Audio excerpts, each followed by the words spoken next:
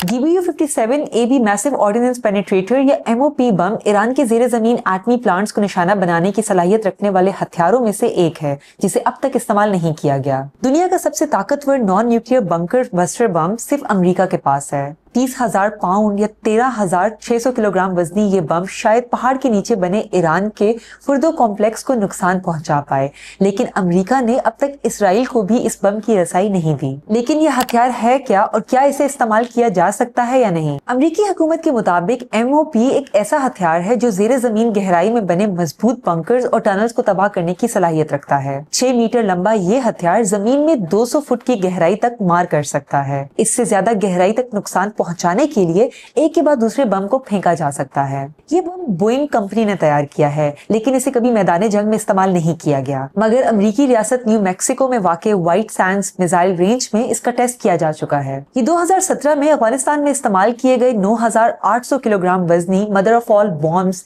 MOA-B से भी ज्यादा ताकतवर है। फिलहाल स्टेल्थ बमबार के नाम से मशहूर अमेरिकी B-2 स्पिरिट त्यारा ही ये बम गिराने की सलाहियत रखता है। B-2 स्पिरिट अमेरिकी एयरफोर्स के सबसे ज्यादा एडवांस त्यारों में से एक है और इसे नॉर्थरोप ग्रूमन कंपनी ने तैयार किया है। कंपनी के मुताबिक B-2 बमबार त्यारा 40,000 पाउंड या 18,000 किलोग्राम का पेलोड ले जा सकता है, लेकिन अमेरिकी एयरफोर्स क्लेम करती है कि वो इस त्यारे में एक साथ 2 MOP ले जाने का कामयाब टेस्ट कर चुके हैं, जिनका टोटल वजन 60,000 पाउंड या 27,200 किलोग्राम बनता है। नॉर्थरोप ग्रूमन कंपनी का कहना है कि यह जहाज रिफ्यूल किए बगैर 11,000 किलोमीटर का सफर तय कर सकता है, जबकि एक परवाज के दौरान एक बार रिफ्यूलिंग के साथ 18,500 किलोमीटर तक परवाज कर सकता है। ईरान के नतंज में कायम यूरेनियम इनरिचमेंट प्लांट के अलावा फुर्दो ईरान का दूसरा अहम तरीन एटमी प्लांट है।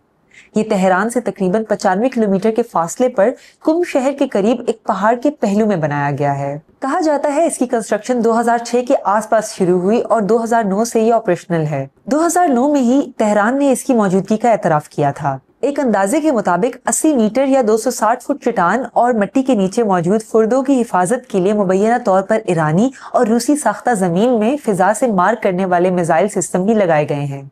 इसराइली वज़ीर आज़म बिन्यामिन नेतन्याहू ने कहा है कि ईरान पर हमले का मकसद उसके मिसाइल और न्यूक्लियर प्रोग्राम को खत्म करना है, जिसे वो इसराइली सलामती के लिए खतरा करार देते हैं।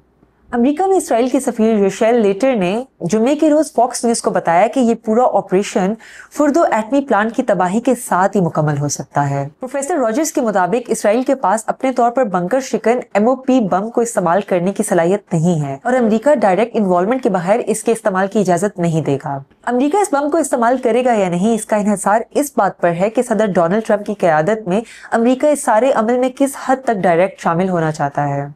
ईरान हमेशा से कहता है कि उसका न्यूक्लियर प्रोग्राम पुरअमन मकासद के लिए है और उसने कभी न्यूक्लियर हथियार बनाने की कोशिश नहीं की। पिछले हफ्ते जारी सरगर्मियों के आलमी इदारे IAEA के 35 मुल्कों पर मुश्तमिल बोर्ड ऑफ गवर्नर्स ने बाज़ाब्ता तौर पर ऐलान किया है कि ईरान ने 20 बरसों में पहली बार जौहरी अदम फैलाव की जिम्मेदारियों की खिलाफ वर्जी की है।